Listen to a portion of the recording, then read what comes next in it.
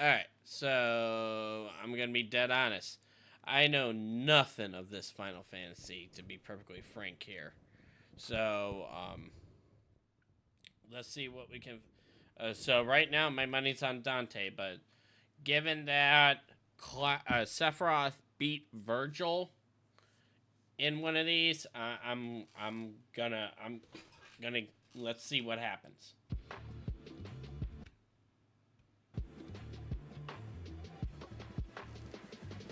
Again, right now my money's on Dante, but I have.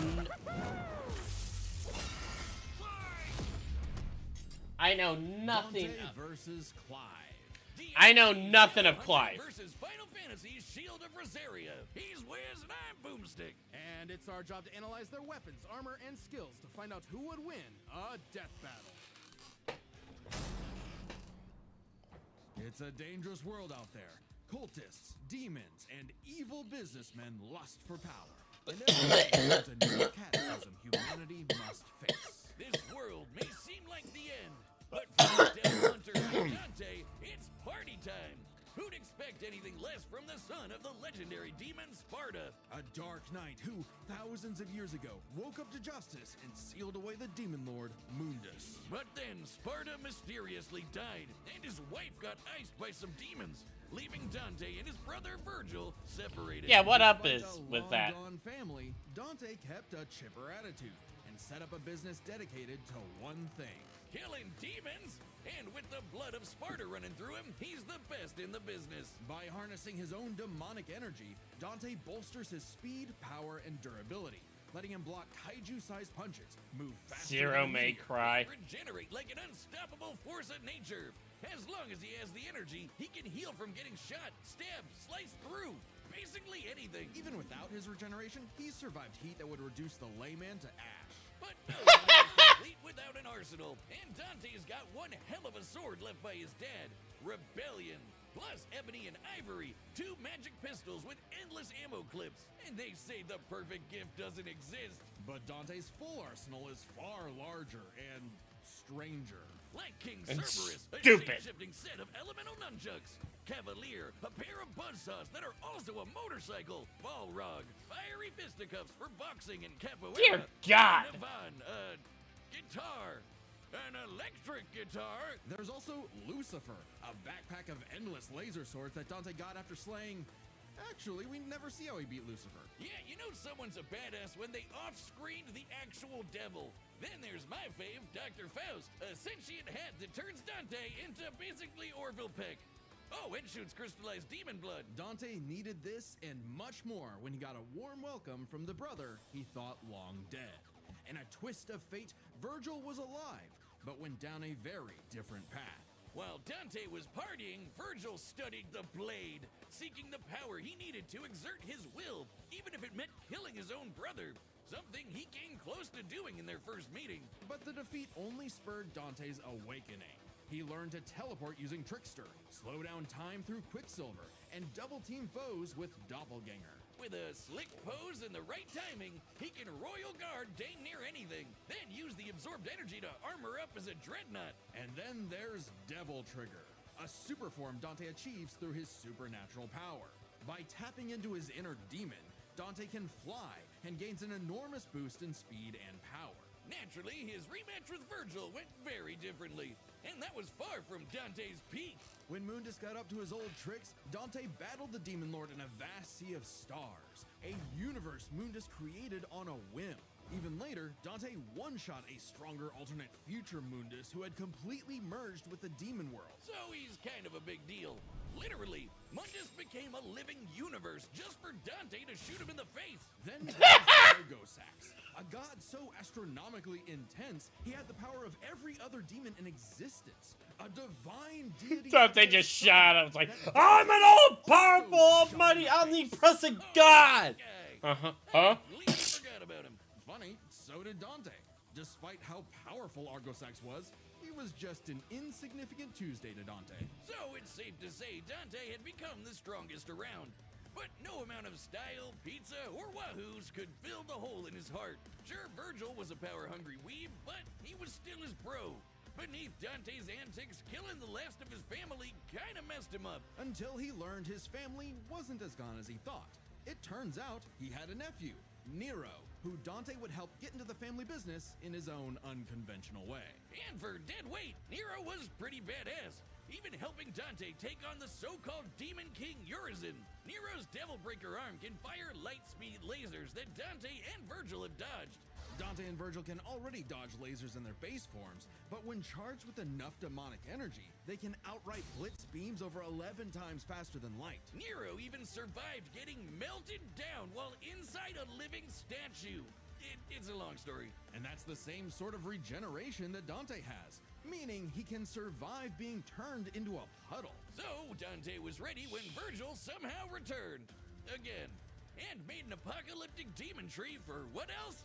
More power! With the entire world now on the line, Dante had to get serious and fully embrace his human and demon sides alike by stabbing himself.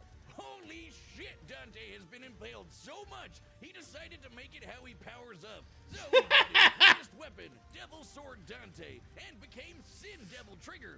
This is Dante's demon energy at its peak. He can fire lasers with loose, obliterate with the fires of judgment, and surpass Just even the goes legendary off the rail, Sparta. doesn't he? But although Dante was totally a match for Virgil, neither of them would budge on their ideals. Both were destined to duel until one was dead forever. But thanks to Nero and two well-placed bitch slaps, they got some sense knocked into him. Dante realized that if he couldn't make Virgil abandon his ways, he might as well keep an eye on him. In one fell swoop, the two severed the world-spanning demon tree and prepared for a permanent departure to the underworld. You can choose your friends, but not your family. But if that's what it takes to keep Virgil safe, or rather to keep the world safe from Virgil, Dante will deal with it. And all things considered, he's happy slugging it out with his bro. Maybe happier than he's ever been. An eternal battle with his Human fucking drive, brother. Even hell can become a paradise sweet enough that a devil may cry. Oh, there's something poetically beautiful about Yes, that. It's an emergency! This fight's gonna have a banger soundtrack, but my headphones broke! Well, good news. This battle is sponsored by Raycon. Eh. Keep your ears open and your holiday playlist rolling with Raycon's essential open earbuds. These open ear earbuds let you stay connected to your surroundings while enjoying your favorite /death battle open to save on Raycon audio products site-wide. Sit down as we tell the tale of the kingdom of Rosaria and its I have prince, no Clive intention of playing Rossfield, 16. a man destined to be a dominant, the host to a mighty guardian icon. Anybody who's a Dom can draw on magic life juice called Ether, becoming a big scary monster. And commanding the element they embody to create storms, slay armies, and split the sea. Dominants are forces of I mean, at nature, this point, and I'm still Clive giving would it be to the Dante dominant because of the even Phoenix. in Well, fucking, he was supposed like, to, Virgil but died. no thanks. And yet, Instead, picked he his didn't little die. boy He just Joshua. came right Parents fucking don't back. play favorites, but I The guess guy from ancient Tekken monsters 8. can. Despite the rejection and a deep loathing from his mother, Annabella, Clive and Joshua were only kind to one another. Clive saw the burden his brother bore and accepted his blessing of the Phoenix in hopes of becoming Joshua's shield. Meaning he learned a bunch of magic. He can shoot fire, teleport with Phoenix Shift, and took down this beast before he was even out of puberty. Even without magic, Clive's a Oh, capable fucking swordsman, prick. able to boost his speed and perception with precision dodge. But it wasn't enough when Annabella betrayed Rosaria for the Empire of Sanbreque.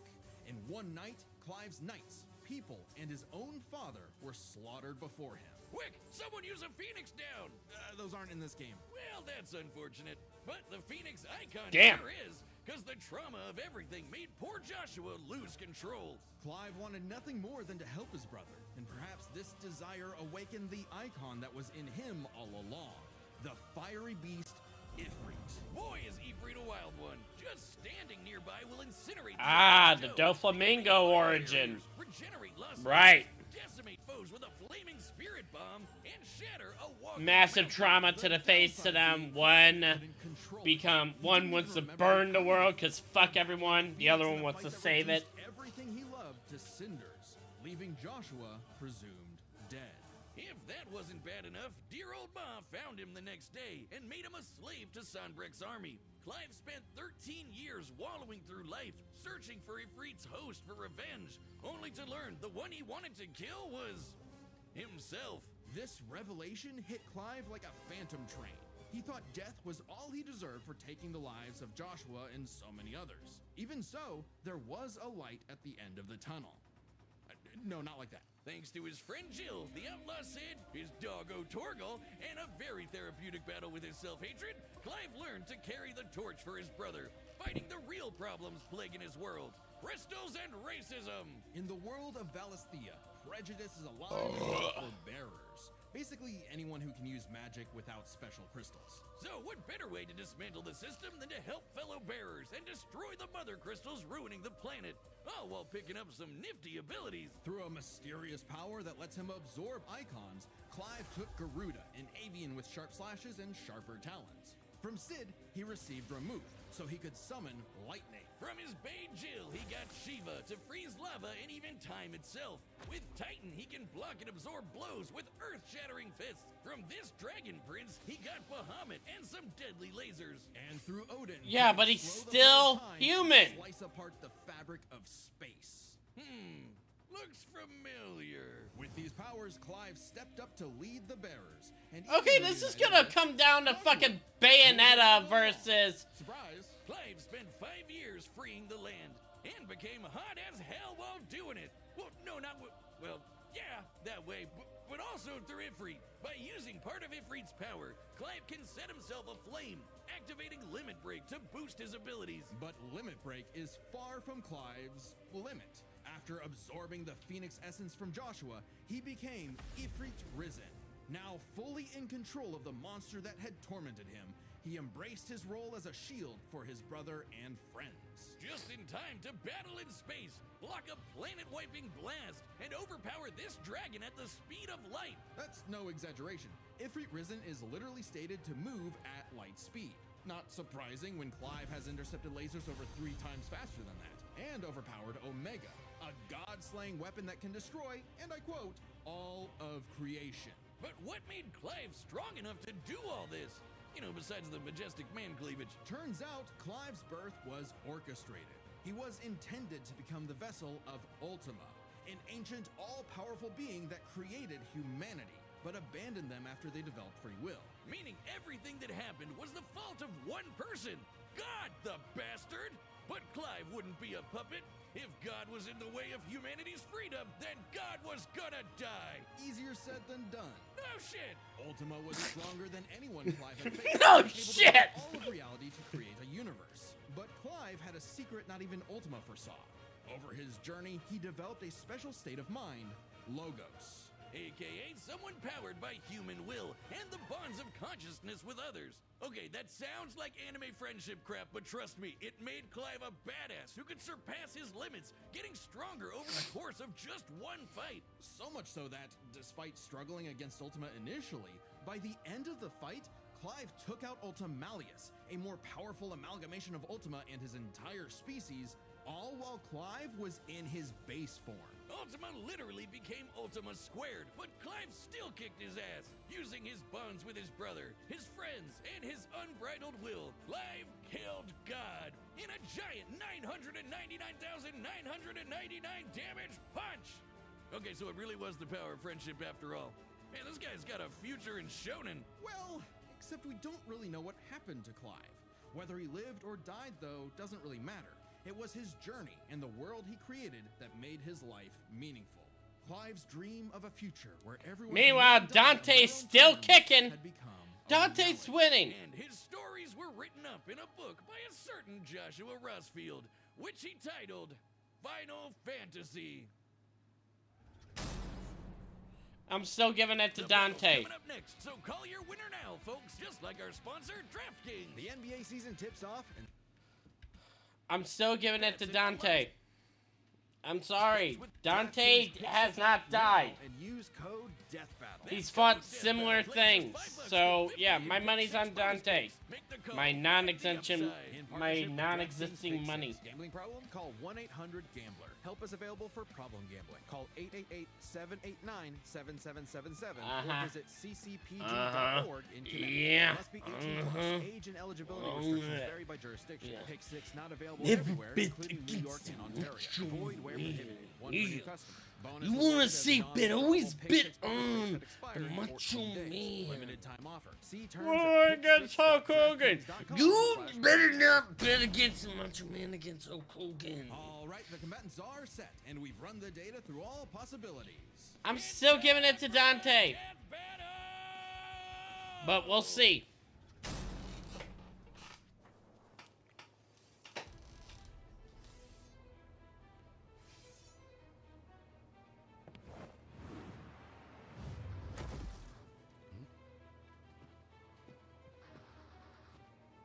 Hey, I heard your fiery friend is causing trouble, and I'm in the business of dealing with trouble.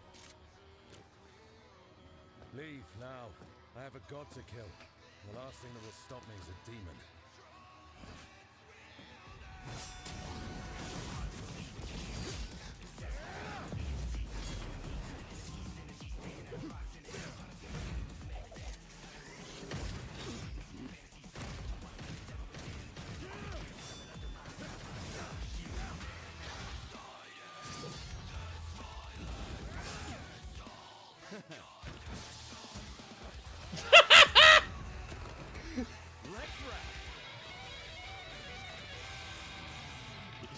This is reminding me of the gold samurai, or the gold ninja steel ranger. Cowboy samurai guitar. I'm a country western star. Yeehaw!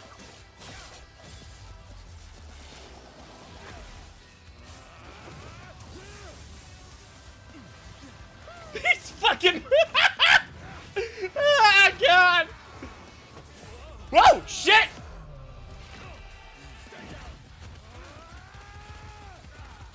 Hey, bro, trust me, you don't want me getting serious. You're still human after all. No hiding in the shadows anymore, Smokey. Even the goddamn dude who became an omnipresent Sabini cat couldn't figure out how to kill us. Time to see the light.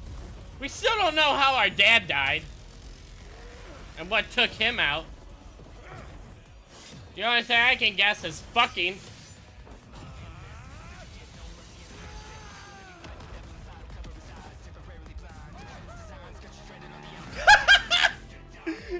The dude is not even taking this remotely serious.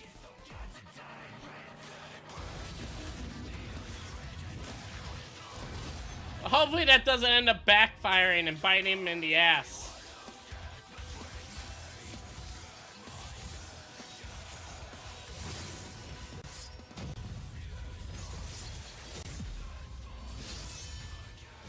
Virgil's got some competition.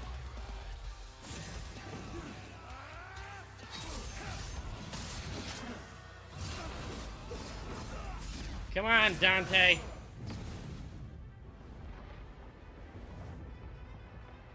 Still holding out on me? Let's see what your monster can really do. So the devil cries for more. Let's give him everything we've got. Joshua!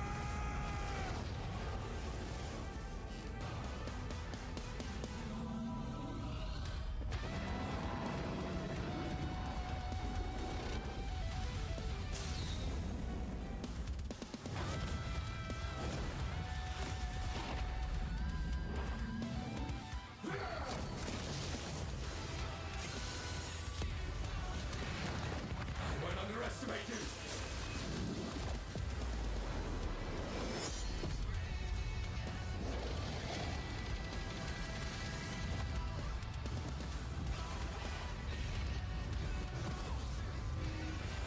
Oh man, total tone shift now.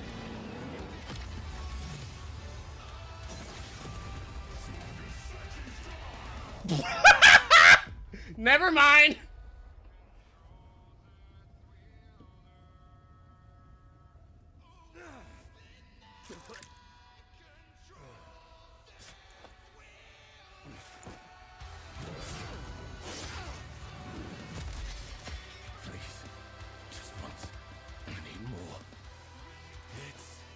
In a bash, Smokey. Just like I need Ifrit!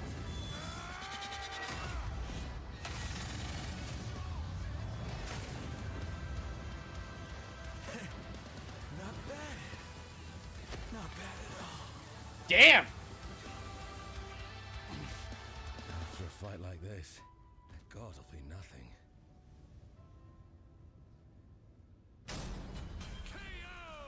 Let's hear that. that. Was a whole nother level of close, but I think we got the point. This was not an easy call to make. Dante and Clive matched each other so closely, it was hard finding a definitive advantage either had. This is best explained through 3 categories, starting with stats. Both Dante and Clive could easily beat up universe-busting threats. Mundus and Ultimalius could create universes at a whim, and Dante and Clive defeated them sans their own super forms. Dante and Clive could both consistently intercept lasers at faster-than-light speeds. And Dante could always amp up with demon juice to briefly outspeed Clive anyway. But Clive could match that by boosting his own speed and reflexes through precision dodge. Both were so beyond the pale that neither could definitively overpower the other. Still, given their crazy powers, you'd think one of their abilities would break the deadlock.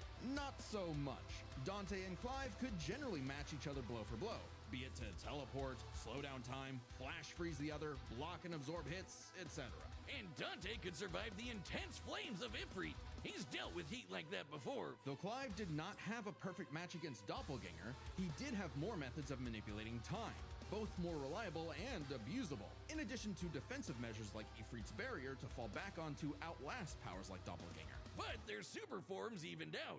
Any edge Clive could get from, say, Limit Break or Ifrit Risen, Dante could match with Devil Trigger or Sin Devil Trigger. In the end, both have answers to most of each other's powers, making it still anyone's win. Which is why it came down to one major factor: endurance. Just how long could these two keep at it? While Dante's super forms could undoubtedly keep up with Clive's, there is an emphasis in story and gameplay that they expend a lot of demonic energy. The longest Dante has battled in Devil Trigger against someone his equal is about 6 minutes, and abilities like Doppelganger, Quicksilver, and Sin Devil Trigger burn through it even faster. Clive's time in Ifrit Risen isn't limitless either, but it can last longer, fighting for tens of minutes if necessary. But given how close this match is, it's vital. If Ifrit Risen catches Dante outside of Devil Trigger, it's over. I know what you're thinking. Dante's crazy tough. His healing factor's way better than Clive's. Clive can regen lost limbs, sure, but Dante can heal from getting reduced to a puddle. Couldn't he just tank Ifrit's attacks? Well, yes, but also no. This is where context is everything.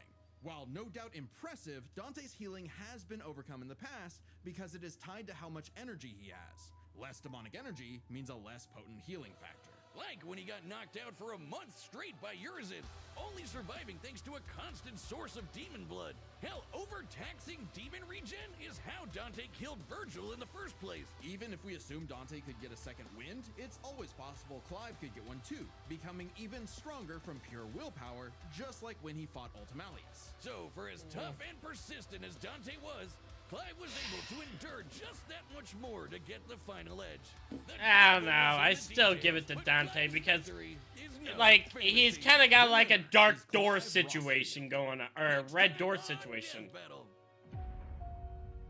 Alright, what's the finale? Another Superman? Wait, what? Huh?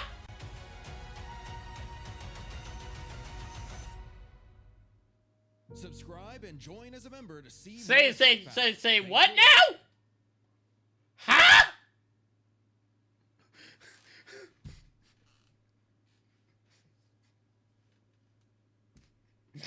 The level of stupidity of that one, I am so in for it. I cannot wait for that. I don't know. I mean, it's fun. It was intense. I enjoyed that one. I still think Dante would have won. And I also do enjoy the tonal shift, how it went from Dante not taking it seriously, and then quickly, without saying a word, you can tell he quickly switched his tone, was like, alright, I gotta kick into high gear. Anyways, I'll probably be back on later for Welcome to Derry. Check my reaction out for that. See ya.